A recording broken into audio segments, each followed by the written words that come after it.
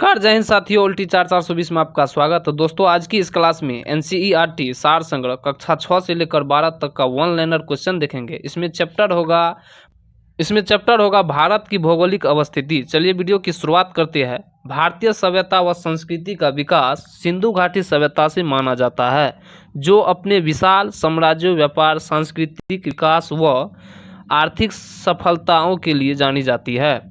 इसका नाम आर्यवर्त उत्तर भारत में बसने वाले आर्यों के नाम पर किया गया है। इन आर्यों के शक्तिशाली राजा भरत के नाम पर यह भारतवर्ष कहलाया। वैदिक आर्यों का निवास स्थान सिंधु घाटी सभ्यता में था। ईरानियों ने इस नदी को हिंदू नदी तथा इस देश को हिंदुस्तान कहा। यूनानियों ने सिंधु नदी को इंडस तथा इंडिया को इंडिया कहा। चलिए अब देखते हैं अवस्थिति एवं विस्तार।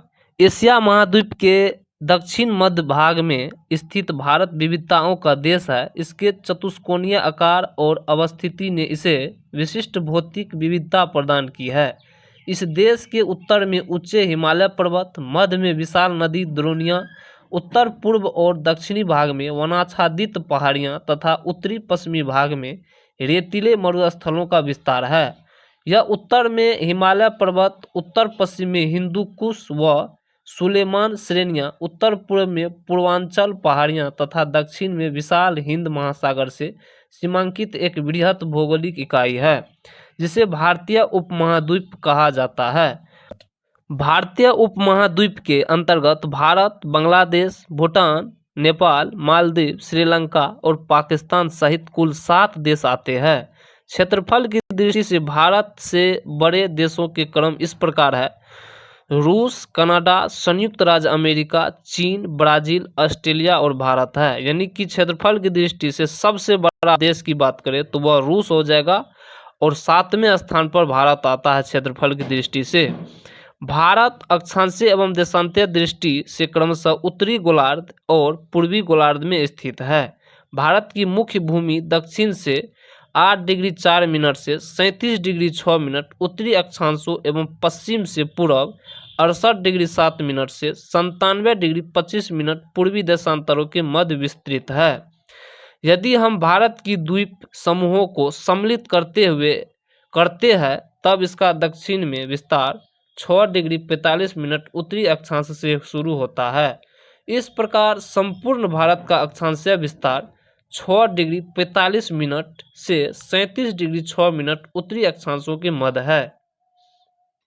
भारत का उत्तरी बिंदु इंद्राकोल है, जो लद्दाख में स्थित है। भारत की मुख्य भूमि का दक्षिणतम बिंदु कन्याकुमारी या केप केमोरिन अंतरीप है, जो तमिलनाडु राज्य में स्थित एक द्वीप है।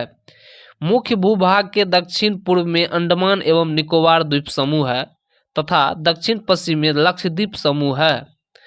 भारत का सबसे दक्षिणी बिंदु इंदिरा पॉइंट है, जो अंडमान एवं निकोबार द्वीप समूह के ग्रेट निकोबार द्वीप समूह का दक्षिणी बिंदु है। यह वर्ष 2004 में सुनामी लहरों के कारण समुद्र में जलमग्न हो गया था। इस बिंदु को पहले पिग्मेलियन पॉइंट या पार्सन पॉइंट के नाम से भी जाना जाता था। भूमध्य रेखा से इसकी दूरी 876 किलोमीटर है। इसकी चतुर्दिक अंतरिक्ष सीमा बिंदु इसमें बात करेंगे। दक्षिणम बिंदु की बात करें तो भारत की सबसे दक्षिणतम बिंदु इंदिरा पॉइंट है, जिसे ग्रेट निकोबार द्वीप भी कहा जाता है। और उत्तरम बिंदु की बात करें तो इंदिराकोल है, जो लद्दाख में अवस्थित है। पश्चिमोत्तर बिंदु की बात करें तो गोरमोता या गुहार मोती है, जो गुजरात में अवस्थित है। पूर्वोत्तर बिंदु की बात करें तो किबिथु है, जो अरुणाचल प्रदेश में अवस्थित है।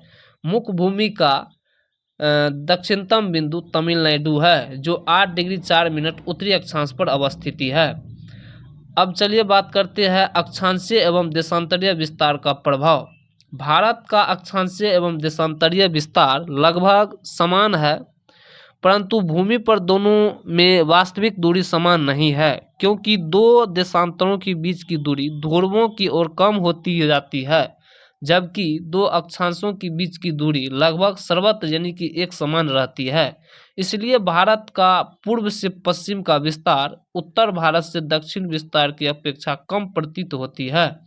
भारत की मुख्य भूमि का उत्तर से दक्षिण विस्तार पूर्व से पश्चिम के विस्तार से 281 किलोमीटर अधिक है। इस प्रकार कहा जा सकता है कि भारत की मुख्य भूमि की आकृति चतुष्कोणीय है।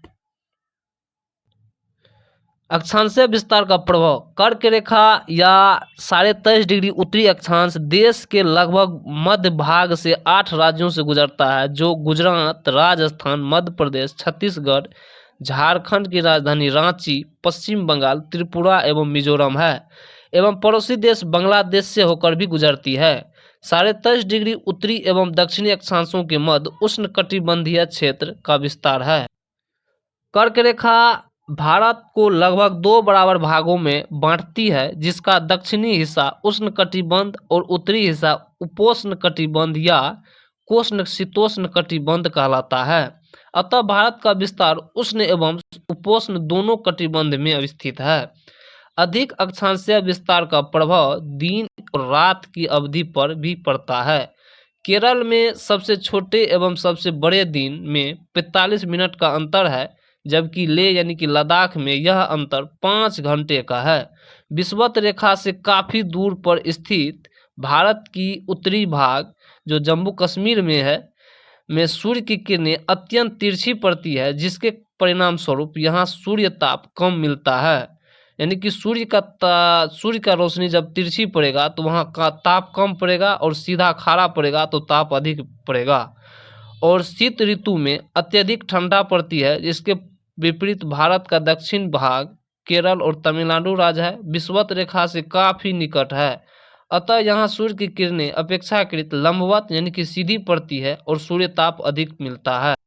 देशांतरीय विस्तार का प्रभाव की बात करें तो 82.5 डिग्री पूर्वी देशांतर प्रयागराज जो इलाहाबाद के निकट मिर्जापुर से होकर गुजरती है, इस देशांतर रेखा को याम्योत्तर को भारत की मानक देशांतर रेखा भी कहा जाता है। यह भारत के 5 राज्यों उत्तर प्रदेश, मध्य प्रदेश, छत्तीसगढ़, ओडिशा और आंध्र प्रदेश से होकर गुजरती है। मानक मध्यम रेखा चुनते समय इस बात का ध्यान रखा जाता है कि वह देश के बीचों बीच से गुजरती हो तथा 60 डिग्री 30 मिनट का गुणांक हो, ताकि 60 डिग्री 30 मिनट देशांतरीय दूरी पर स्थित स्थानों के बीच 30 मिनट का समयांतर हो।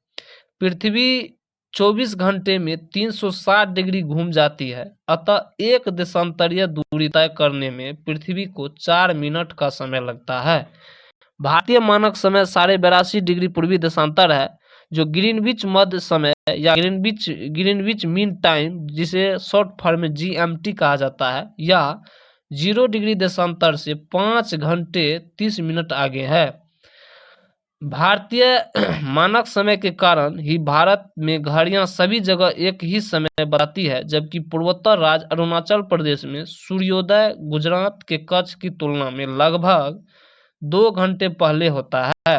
इस प्रकार भारत का पश्चिमी बिंदु गोरमोता जो गुजरात में है और पूर्वी बिंदु किबिथु जो अरुणाचल प्रदेश के मध्य 30 डिग्री देशांतर का अंतर है। अतः इन दोनों स्थानों के बीच 30 डिग्री गुना 4 मिनट यानी कि 120 मिनट यानी कि 2 घंटे का समय का अंतर है। कुछ ऐसे देश हैं जिनमें अधिक पूर्व पश्चिमी विस्तार के कारण एक से अधिक मानक देशांतर रेखाएं हैं, जैसे संयुक्त राज्य अमेरिका में 6 समय कटिबंध क्षेत्र है। चलिए अब जनांकीय एवं भौगोलिक आकार की बात करते हैं। वर्ष 2011 से अब तक भारत की जनसंख्या 121 करोड़ से अधिक हो चुकी है तथा यह चीन के बाद विश्व का दूसरा सबसे अधिक जनसंख्या वाला देश है। यहाँ विश्व की कुल जनसंख्या का 17.5% निवास करता है भारत में।